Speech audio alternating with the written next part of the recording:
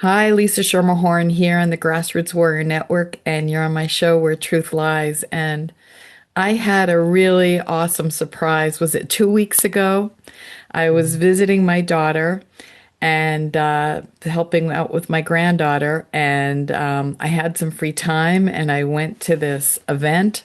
And I'm walking through the aisles, and right in front of me, almost bumped into her, is a friend of mine who I hadn't seen in what, 15 years? Mhm. And we sat and we caught up, and the way she talked about what she's doing and everything that she's been through, I just thought she has some stories that my audience really needed to hear. And this is Cindy Loomis Healy.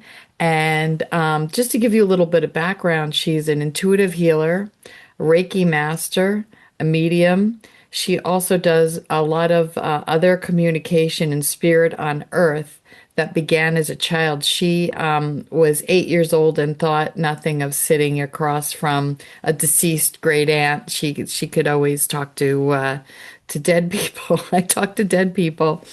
Um, we studied together, did some amazing work, and she even Kate did. She was a former florist and helped with a big event for my daughter way back.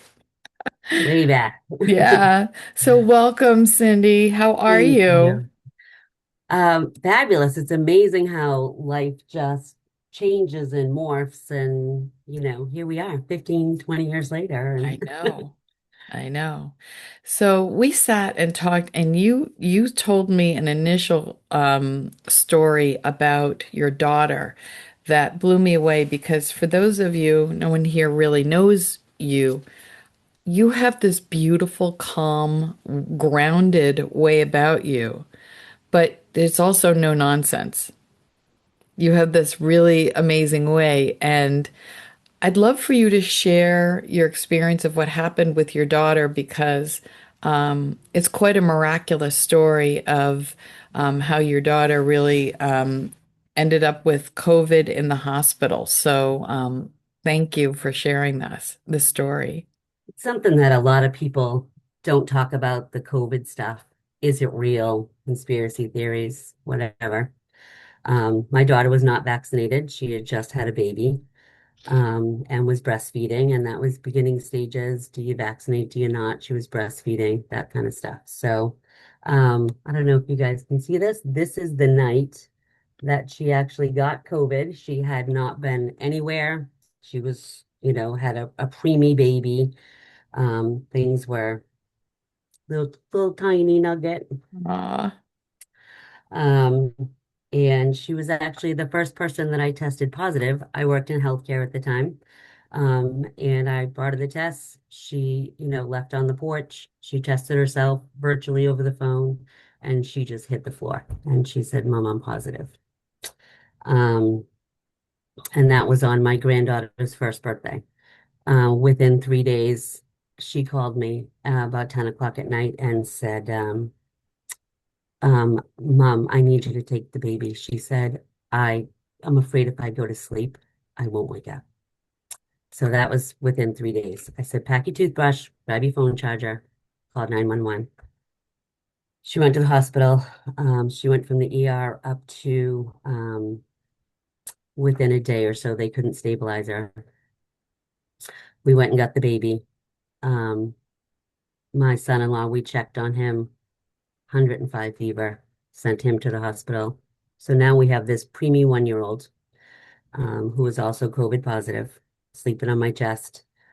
Um, they sent my daughter up to be intubated, and through a text message between my son-in-law and my daughter, I'm both their healthcare proxies. Um, they gave me custody of the baby, the house, the everything. Um, and I had to make all the decisions. I'm one of those people that in the middle of an emergency, I am grounded, I am calm, I will lose my shit later, Yeah. but I just make rational decisions in the moment. I don't know where it comes from.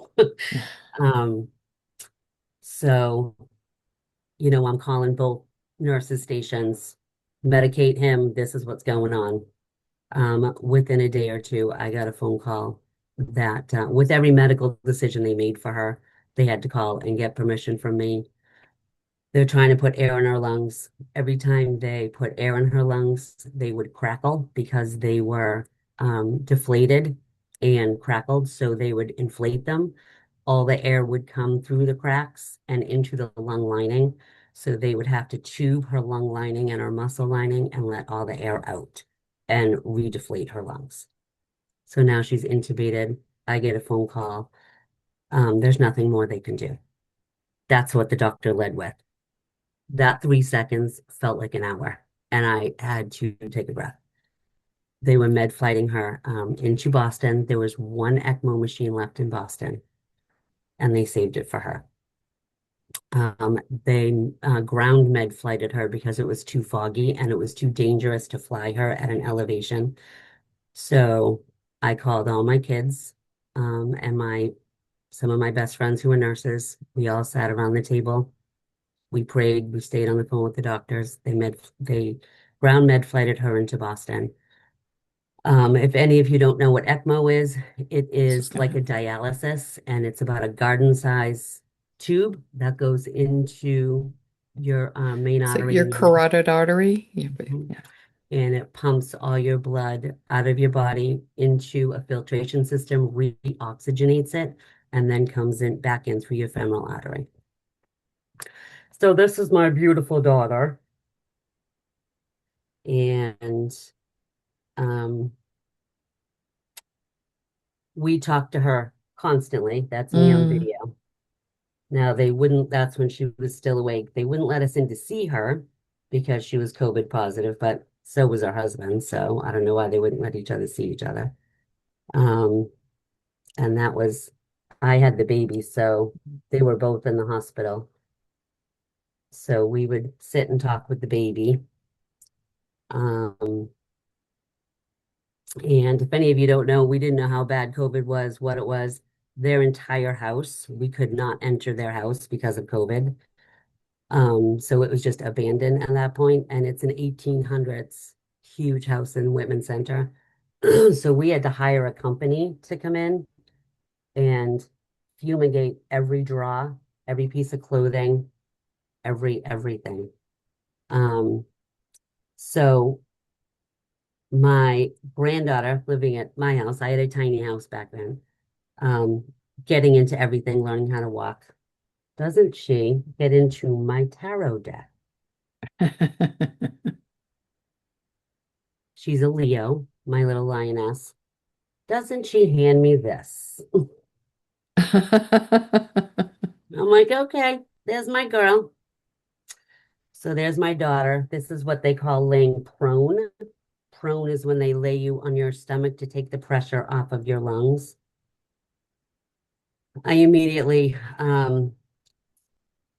tap into all my people, and it went around the world. Reiki, energy. Some of Kim's friends out in California that do energy work. My son-in-law, who used to think I was a white witch, now completely believes that it's a gift. Now he comes home from the hospital. He moves into the tiny house with us. Mom, teach me. How do I find Kim? So I teach him imaging. We're gonna put virtually in our minds, we're gonna put our hands over her heart. Is it strong? Is it pumping? Is it healthy? Now let's put our hand on her lungs. Is it breathing? Are they crackled? Let's clear all the gray out of them. Let's go down her body. Is her veins moving? Is the blood moving? Let's go down to her feet. Um, so we did this on a nightly basis. That was her husband and I at my house. That's my daughter. That's at Beth Israel in Boston. Now, what I didn't know was Beth is so this is the whole family. We used to have family conversations. My son Keith, my son Colton, Kimberly's father, me, Kimberly, and we would just talk to her for hours. Um, and this is down Situate Harbor. You would find rocks all over Massachusetts, Florida. I was getting messages from Europe, from Canada. Um, so we were doing imaging. So when we were able to go in and see her, um, I said to the nurses and the doctors, "Do you guys believe in energy medicine?" And they said, "We do Reiki." So twice a day, they had people that came in and did hands-on healing, which is amazing. Not a lot of hospitals do that. No. That um, there was some bad days that. So there's my granddaughter, and that was Kimberly. Mm. Um, I never spoke to her as if she was sick. Um, I spoke to her as if she could hear me. Oh, girl, wait till you hear what Stella did today. Um, I would tell her what the weather was like. So what some people don't know is lack of oxygen in the body. Your extremities start to turn black and fall off due to lack of oxygen. So I started to track her fingers and her toes. So this is like her husband holding her hands because you never know if that's going to be the last photo he has. Um,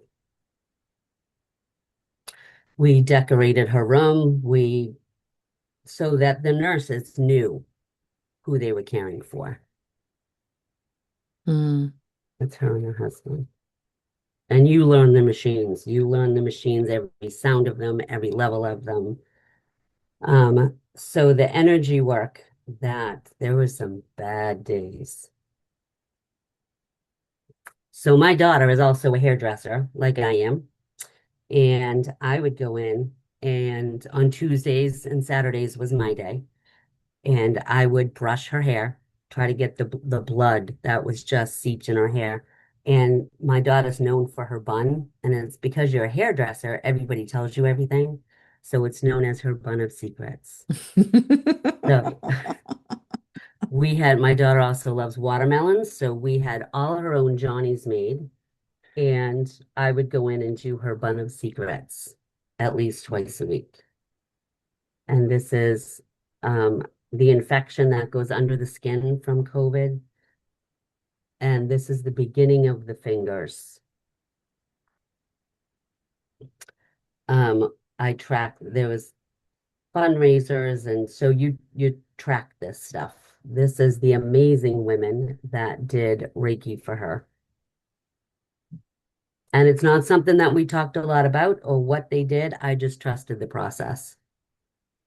Yeah, So there's her there's toes. the toes, and then there's the heel. Oh,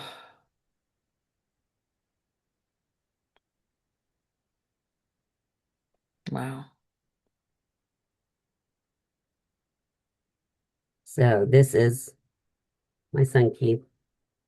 So they are Kimberly and Keith are March 7th and March 8th.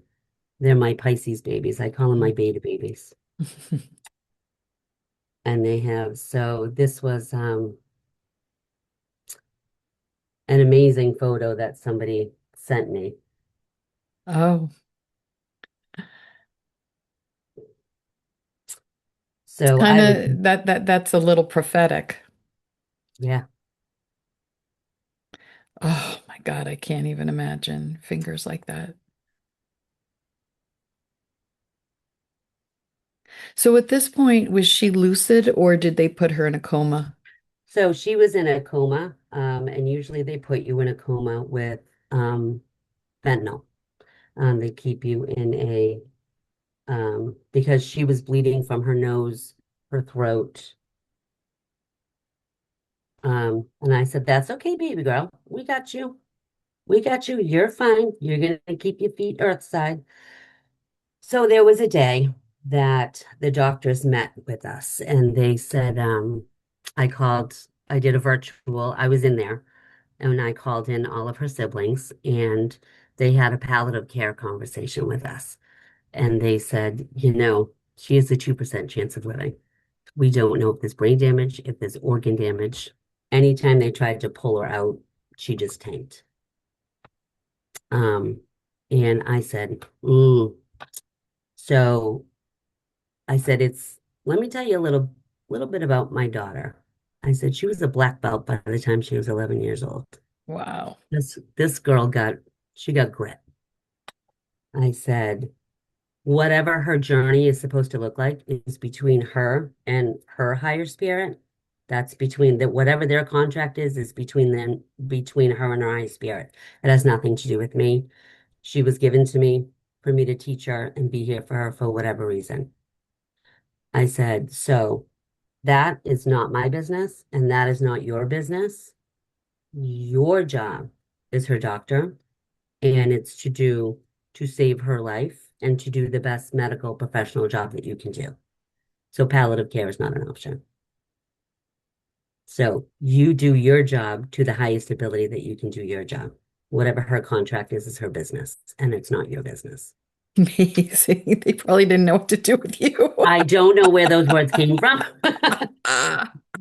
Um, That's incredible. So there was a day that I was home and I get a phone call from my best friend who's an ER nurse and very Irish Catholic. And she was sobbing and she said, Kimberly came to me in a dream. And my girlfriend's name is Mama Liz. We raised our kids together. I'm the cool mom, Mama Sin. And she said, Kimberly came to me and put her head on my chest and she said, Mama Liz, will you be mad if I don't come back? She said, I'm just too tired. This is too much work. Will you be mad? Within a half an hour, I get a text message from California. Cindy, I'm trying to meditate on one of Kimberly's best friends, and I can't find her. My son-in-law comes out of my back bedroom sobbing. Mom, I'm trying to do what you told me to do. I'm trying to take a walk on the beach with Kimberly in my mind, and I'm trying to go to the house and cook dinner with her, and I can't find her. She's not in the kitchen. She's not at the beach. I can't find Kimberly. And he said, You're the only one she'll listen to. He said, Go find her. So I went out in my backyard and I kicked my shoes off and I stood in my backyard. And, you know, part of this training, nobody trained me No. on this kind of stuff. You just know what you know. Um, and I imaged Kimberly on a bed on a gurney in my backyard, and I called in spirit. And all of a sudden, there was Mother Mary, Mother Teresa, Jesus, God, Ariel, Michael, and an Indian chief shows up, and a medicine woman shows up. They lay hands on her body. I go up to heaven and I stand on a cloud and I look around and I see Kimberly hanging out with some of her friends that have passed on the other side. And I said, Kimberly, you get your ass over here right now, Missy. And I never yell at Kimberly. And she says, Mama, I'm just too tired. She said, You can raise the baby. You'll be fine. You're a good mom. And I said, Oh, no, no, no, Missy, this is not my life. This is your life. And I'm not doing this. You think you're tired? I'm tired. I said, On three, we're going back down. Fine. She lays her head on my chest. She wraps her arms around my waist. We jump off the cloud. We go back into intensive care, and I lay her soul back in her body. I take all the energy from the white light from heaven and I filter it into her body and I cut the cord. I take all the white light and I put it through her head, her heart, her arms, her lungs. I puff her lungs up. I turn them white all the way through her legs and I put her into the center, the energy into the Mother Earth. You clear out a room in the center of Mother Earth. And I wrote her name on the wall. You create a fireplace. I lit the fireplace. I put candles. I put a fur rug on the floor. I said, This is your room, and you are keeping your feet earthside. You are now connected to Mother Earth, and there's no more astro traveling. Enough. You're home. And 2 days later, she woke up, and the doctors said, We we have no idea how she woke up. We have no idea why she's alive. Um, they turned down the ECMO machines. and she was breathing. Mm. They then transitioned her to what's considered a step down unit. Coming off of fentanyl, you get really wacky in the head. Um, I have And how someone who long was got, she in the coma for? she was put in a coma in August, and now this is late October. Yeah, that's a long time to be on fentanyl. Yeah, it's a long time to be on ECMO. It's a long Mm. time to be in a coma. So you're cuckoo, you're hallucinating, you're I have a family member that is in recovery and they know the fentanyl level, the methadone level, the Suboxone level. And if you ever wonder why you went through your path of addiction and recovery, let me tell you, that person was the only other person that came in and saw her that she emotionally would allow in there. Because if anybody else came in, it was me, her husband, and then this family member. Anybody else, she would go rogue. She would thrash in the bed. She would rip her clothes off. She would, and this person, and she looked at the this family member looked at the doctors and said, you do this with fentanyl, you do this with Suboxone, you do this with, and he stepped her down from his journey that he had been through in addiction. So if you ever wonder Wow. why you go through the shit in your life, it could have just been for this knowledge. Wow. So I'm sitting in there one day and she's still um and she's traked at this point. She doesn't know she can't talk.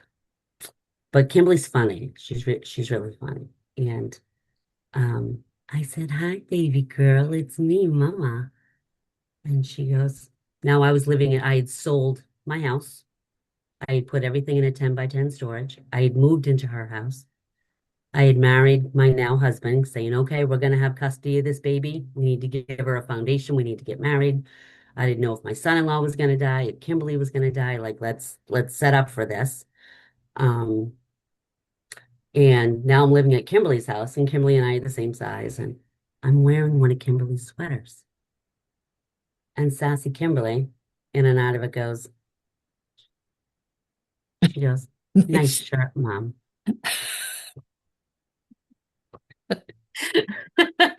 Those were her first words to me. That's so funny. That's so funny. So some of the stuff that she remembers that we've talked about is when she was waking up from her coma, she could see the light above her in the ceiling, and um, she thought she was in the hospital. She could see my mother through that. Now, my mother was still here, but my mother had dementia. So I'm also a dementia educator. So when you have dementia end stage, you're half there and half here. So my mother was up there with her, rubbing her back. You're okay, baby girl. Now, Kimberly was raised in a dimensional house. I lived in a home with my mom, so she helped raise my kids. So it's okay. And my mother is holistic. Where Mm. she got it from, I don't know, Wow. but she nurtured Wow. my gifts along the way too. So Kimberly thought when her husband came in to see her for the first time, she looked at him and she goes, where are the babies? She said. She thought she had had a set of twins, and that's why she was in the hospital. So, and her husband looks at her and he said, do you know who I am? And she goes, like this. And he turns around and he starts sobbing. He's thinking, oh my God, she's gone, like she has brain damage. Kimberly is holding her Drake and going, she So was messing mean. with him. So, right? Funny. You're funny, girl. We're like, okay, she's back. I said, Kimberly, mommy's living at your house now. I said, we're having a storm. We were having a hurricane. I said, where are your candles? She points upstairs in the cabinet. She knew exactly where her cranberry candles were. Wow. 3 days out of a coma. Crazy. Why she has since, so the finger. They could not amputate her finger on me or her husband's. Okay, they had to because her body was still alive. They had to wait for her to give permission for that. So she's still coming out of fentanyl and coming up out of the coma. And they're asking her permission to amputate her finger. Now they'd put a speaking valve in so she could touch it and Hmm. speak. Um, and they asked permission, and she said, "You're not putting me to sleep. Last time you did that, I didn't wake up for 3.5 months." So this girl was awake. Mm. They put a sheet up and they amputated her finger while she was awake. And the doctor said, never has he ever done that to somebody. So she's strong. She has Wow. her own story to tell. Whatever platform she chooses to tell it.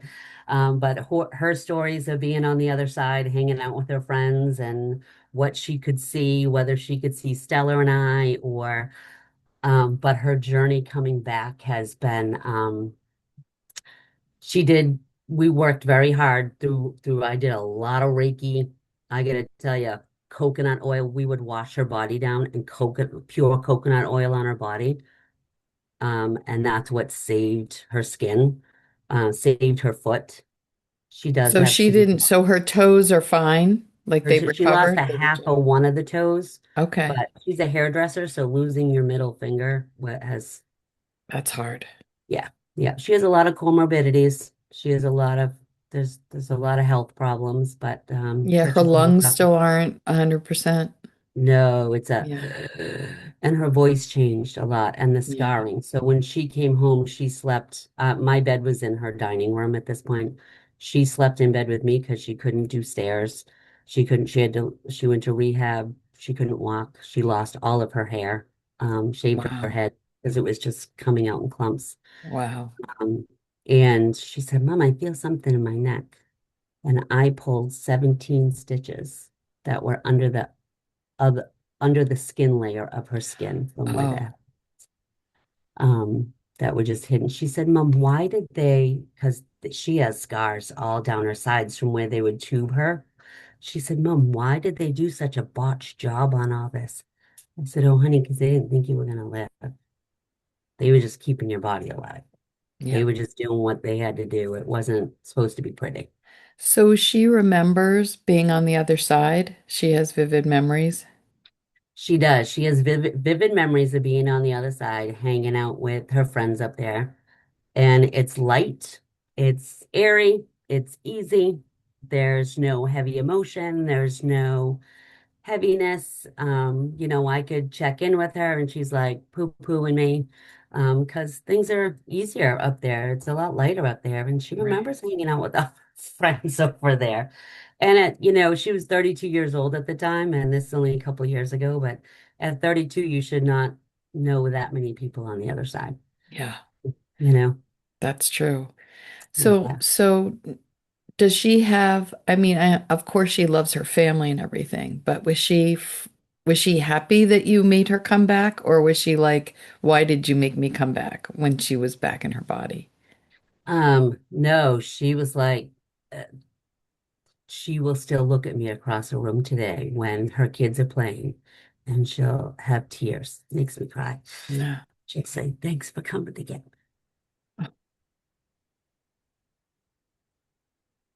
Beautiful.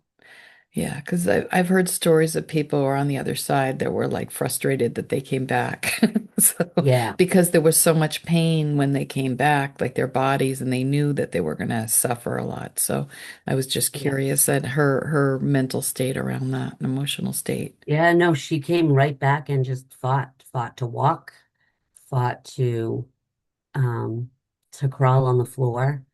When she was in rehab, she said, "Get me on the floor and teach me how to get back up." I have a 1.5-year-old at home. Yeah. Teach me how to play on the floor and how to get back up. Wow. She had quite the journey. Yeah. Now, you also, and thank you so much for sharing that because it really talks about the power of number one, prayer. I remember for people who might know Carolyn Mace, I saw her at an event, and she was telling the story that one of the people who had come to see her speak said that She was in a car, this woman was in a car accident and she was hovering over the car in between. And there were people she could hear, like people being angry, like no one understood what was going on. They were just mad that there was traffic. And so she could hear the grumblings and everything. And three cars back, she heard this woman praying for her and just asking her to be okay. And because of that prayer, she came back into her body. Not only that, is she looked at the license plate of the car. So when she came back, she looked up the woman and said, "Thank you so much. You saved my life from your prayers." People don't realize the power of prayer, like with Kimberly. It's, it started off as a Reiki, of connecting with your people, Right. whether it be Rita Berkowitz, who is now four generations, one, two, four generations deep in my family, right? Wow. She started So being, just Rita Berkowitz is someone that I train with, and you had also you we trained with, yeah, who was remarkable. She was a spirit. She's a spirit artist. She's still alive, but she's really retired. She does her art now. Her pastel yeah, and watercolor work is amazing. But I remember being in her class, and I actually did a private session with her, and she was like, she draws your guides or who family members, and yeah, then people will bring in the photos afterwards, and they'll be identical. So yeah. I was there, and I had done a meditation and saw my spirit guide, so I knew what he looked like: 6'2", Native American, high cheekbones. I had other people had described him to me. And she said, "You walk around with a crowd." She's like, "Your family's nosy." Said she's like, "Were they nosy in real life?" I said, "Oh yeah." She said, "Yeah, they haven't changed. Which one would you like me to draw?" And she said, "By the way, your spirit guide's here." I said, "Well, I know what they all look like. I'd love you to draw him." And Rita drew him, and it was identical to the way he was described and the way I had seen him. She's a Right. remarkable woman. I love her. I wish she still was in practice doing her work because she You know really, what's funny is, like I said, she's now four generations deep in my family. yeah, I did both of her daughters' weddings. She started out being friends with my mother.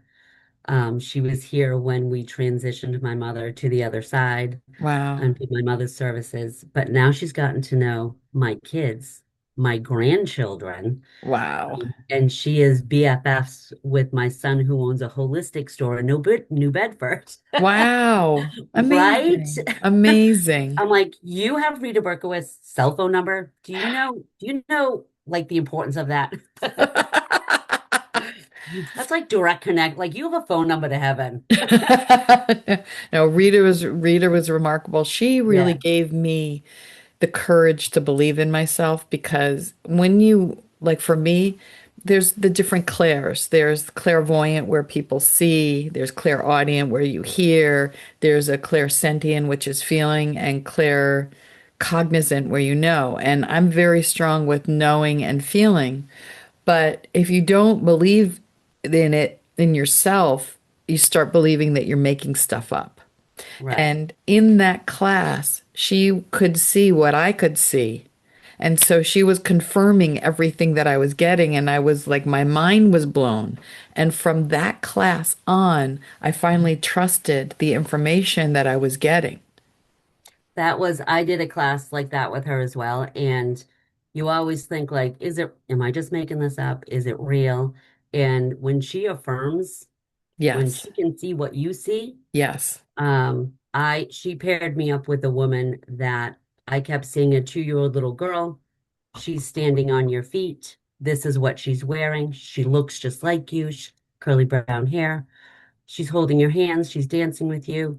And Rita said to me, what is she calling her? She's calling her mommy. And I said to the woman, this is what I see. She's dancing on your feet. She's got little Mary Janes on. She keeps calling you mommy, and the woman's like, no, no, you're off. No, you're off.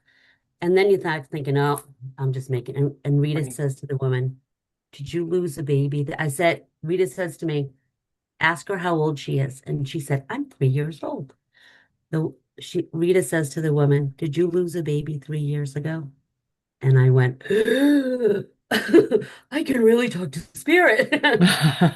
It's amazing. Like, we're talking about my daughter's journey, and when I was in my backyard and getting ready to go up and get her, and um, I've always been told I had Indian spirit guides and stuff, but when they came in, when my Indian chief and my medicine woman came in, and they just continually just saged her body and I could like smell the sage and the rosemary. They used a lot of rosemary.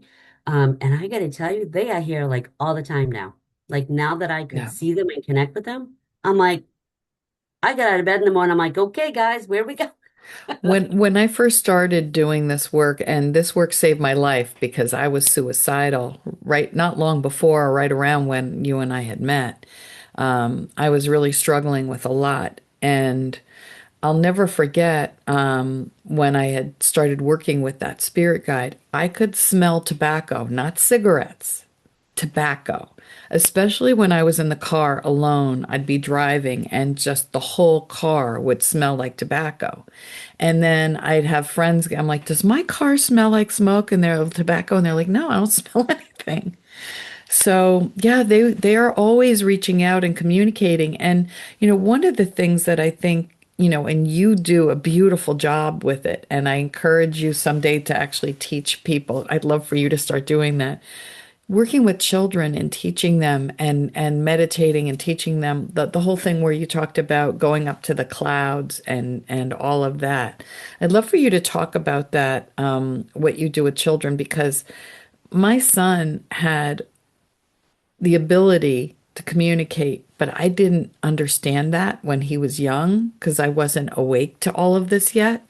And he was seeing things that were going to happen the next day and they would happen and it freaked him out. So I had taken him to a homeopathic doctor, and the doctor said, do you want me to shut that off to him?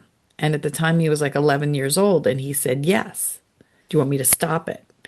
And he did. And then I found out later, I say, I wish I had had the wisdom and the knowledge to be able to redirect him and help him through it instead of shutting it off. And the abilities are always there, and he'll have them back if he doesn't already anyway. He's very intuitive anyway. But I'd love for you to talk about, how to talk to children who are having these kinds of experiences and what you have done. So I have lots of grandchildren, and I learned years ago, I was a model for artists, and I learned through mind travel, learned this on my own, how to remote view. Mm. So I have four grandchildren in Florida, and I would image myself sitting on the floor playing with them. And then I would text my daughter in Florida and say, they have these blocks in front of them. This is what they're wearing for pajamas. I could image myself sitting on the floor playing with them, Wow. and that is what they had. So, my grandchildren up here, um, I have a 10-year-old grandson that is extremely gifted on the spectrum, which means he's extra gifted in this in these gifts that we have. Um, he does drumming with me. We do sage together. I have an image of him. We're doing sage one Sunday morning, and we talk about church and God and that stuff. And I said, well, Nana looks at the world as her church, right? A walk in the woods is church to me. Um, so we talk about how do you talk to them? I also have a 3-year-old and a 5-year-old granddaughter up here, um, who they call it. Nana doesn't really have magic. We just let her think she does. We'll just let Nana think that. So they slept over this weekend, and they're laying in bed with me, and my 5-year-old granddaughter says, Nana, I keep hearing these voices. And I said, well, let's talk about that magic that you don't think Nana has. I said, you're right. Nana doesn't have magic, but Nana has a gift. And I can teach that to you because you're my granddaughter. Odds are you have that gift too. So let's learn how to do it, right? It's like you have a chessboard, so let's just learn how to play chess. Um, so I said, we're going to take 3 deep breaths, and we're going to take a breath for Mother Earth. We're going to take a breath for the world that we live in, and we're going to take a breath for spirit and for the heavens. So now we're going to go up through Nana's ceiling. We're going to go up through Nana's roof. We're going to go up above the treetops. And now we're going to look. We're going to look over Nana's house. We're going to look at the trees. We're going to look over your house, look at the grass. And now we're going to look up and we're going to find a cloud that looks nice and heavy and puffy and cushy like a blanket. And we're going to go sit on that cloud. And we can look over the cloud and we can still see our house. We're safe. We're not that far away. And right around where this cloud is, this is where all the little we can ask the fairies to come sit with us. And we tell stories at night. That's where all the Pegasus and the unicorns with the rainbow wings, and they're right at this level with us, right at that cloud. They can come sit with us. And we're going to ask our angels, what do our angels look like? What do they sound like? What are their names? And she says to me, does Nana Betty, who's my mom, she have brown eyes? And I said, she does. And she said, can she come sit with us? And I said, sure.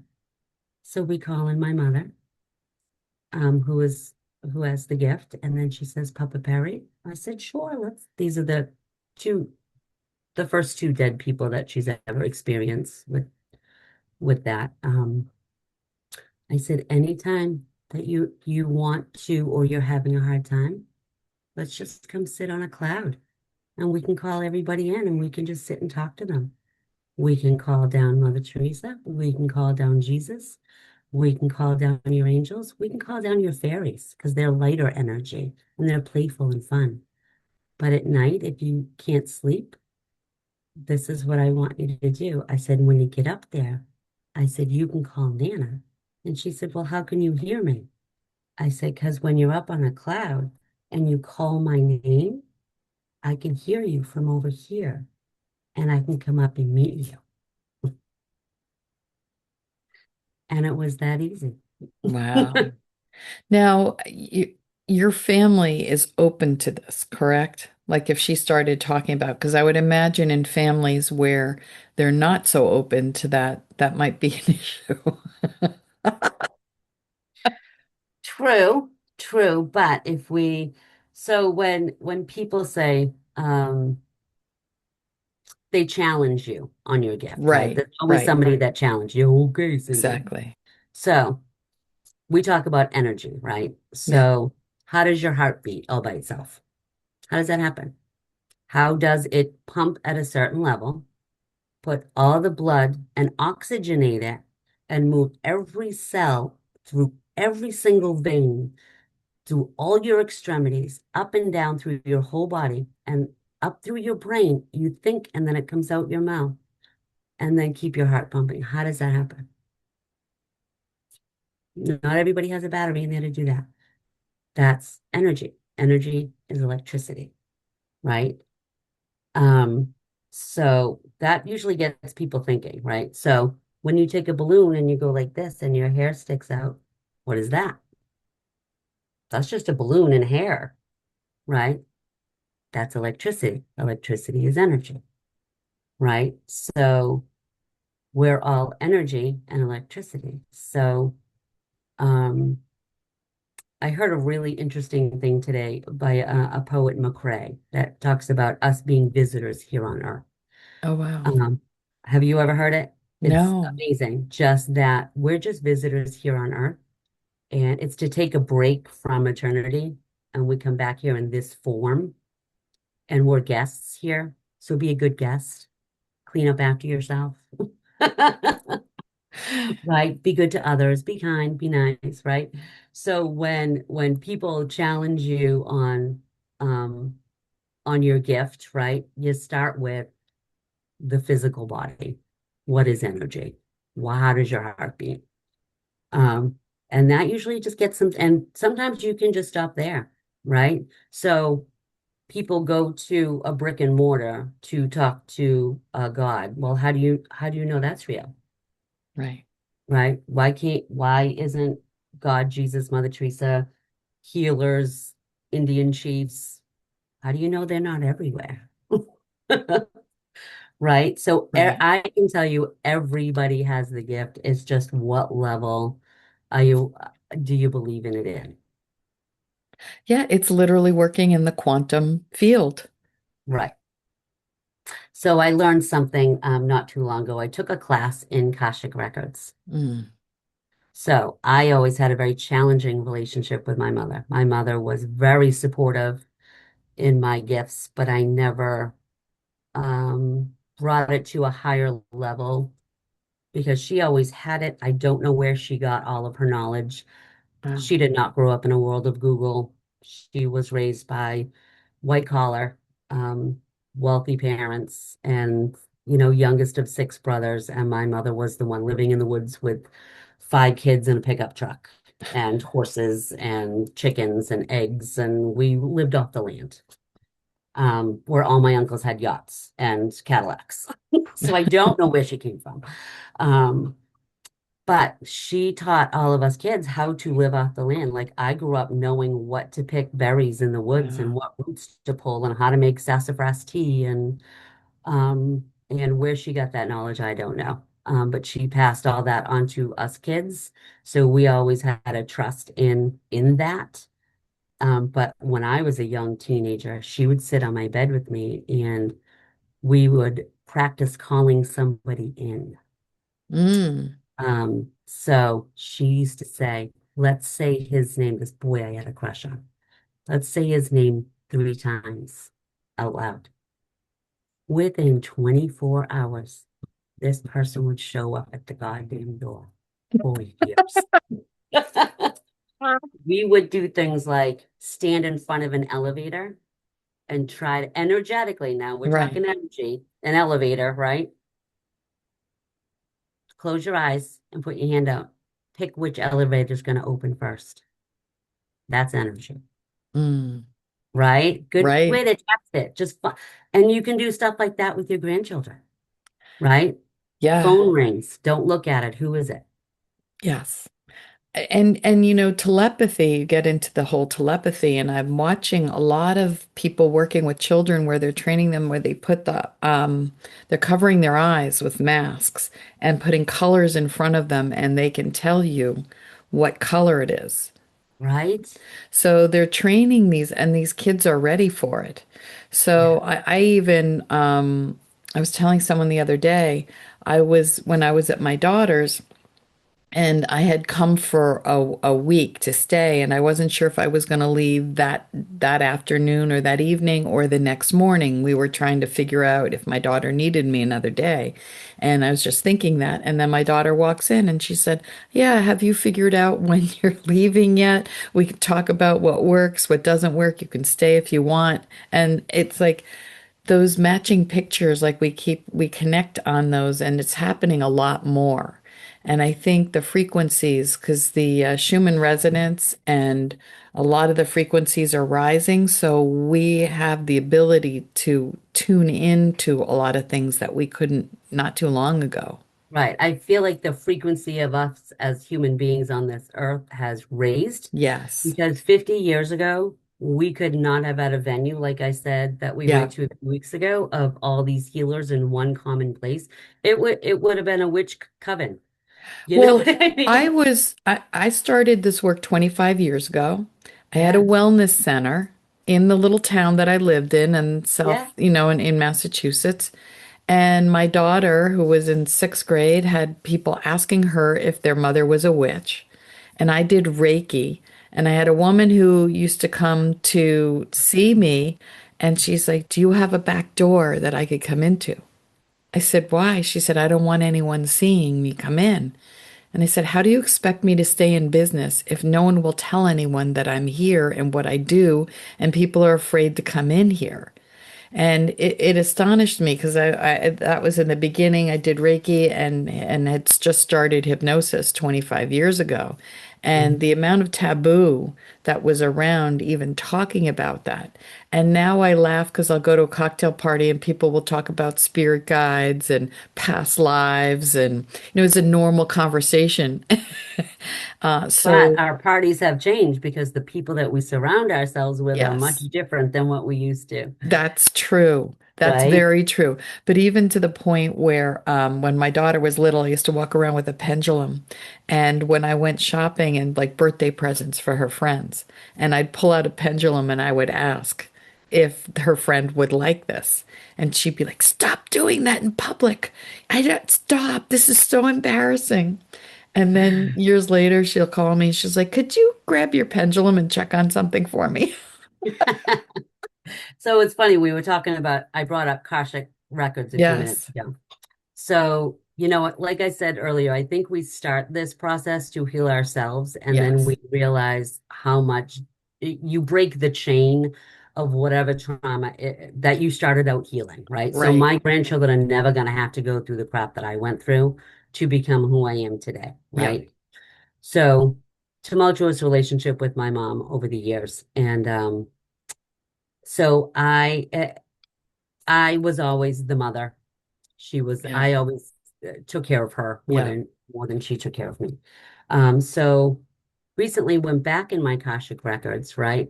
So you go back and you in our book, we all have a book of how many times we've been here, who we've been in past lives, that kind of stuff. And I've always, I always struggle with, the low self-esteem part of it, even though I can stand up in front of 300 people on a soapbox Yeah.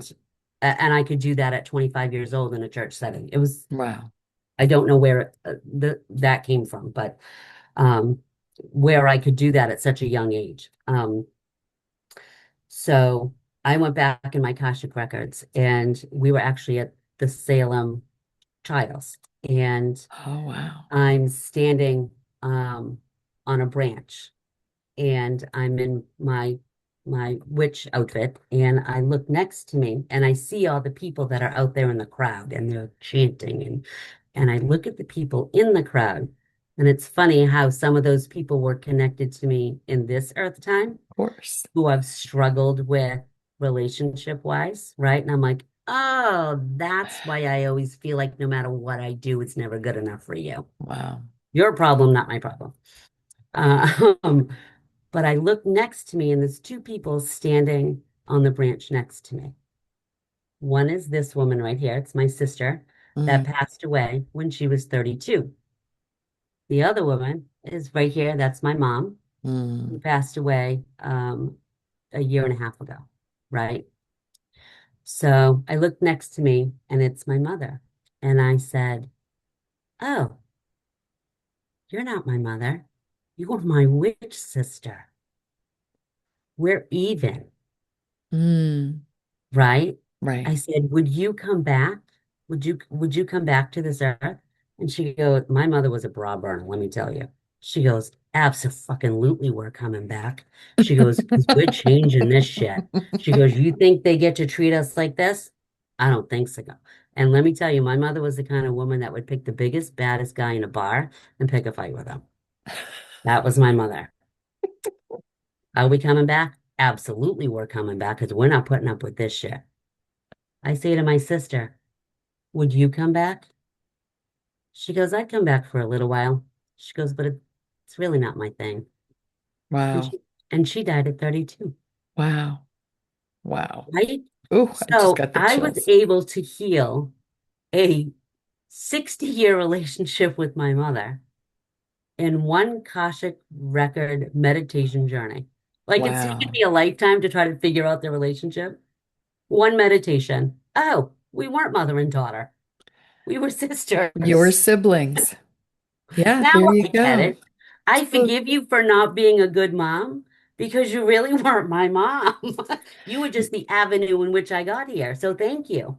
exactly. So I always, when you talk about soul families, I think about like if my hand were a tree branch and all the different branches that come off that are and the leaves are different members of your soul family. So some are much closer than others, and we opt in to help each other out in different lifetimes.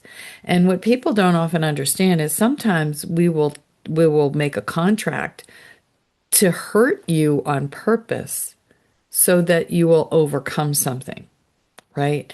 And people, so that's why forgiveness is so important because we had an agreement that you're going to do that. Now you're going to hate me for it. We contracted that the probability of me doing this, because then it makes you a better person because you had to overcome that. Right. And so these were all contracts. So you were siblings that came back to do this work that was needed at this time. So we have soul family. So you and I could be soul sisters, which, yes, we probably are. And we all have different roles. We come in for a season, a moment, a season, or a lifetime. And we all have lessons for each other. Yeah. And I think everybody that we're connected to, either you teach to, learn from, and are connected to for a reason. Yeah. Yeah. Wow. This has been an amazing conversation. It's really gone to a lot of places. I am so grateful that we ran into each other. You want to talk about and it was so funny because all of a sudden my daughter had something to do and she decided to take the baby with her. And I was like, oh, I have a couple hours to myself. And then I happened to go online on Facebook and saw our other mutual friend who I studied with, Karen Yeah. Paulino, talking about, I'm at this event, come see me. I'm like, hell yeah, I am. And you and I studied with all the same people. Yes. Like we studied with a shaman Yeah. together. We Karen studied with Karen DiTrapani. Polino, Yeah, Karen Karen DiTrapani. Paulino. Yep. Yep. Yep. Yep. And Karen DiTrapani, who does the shaman work.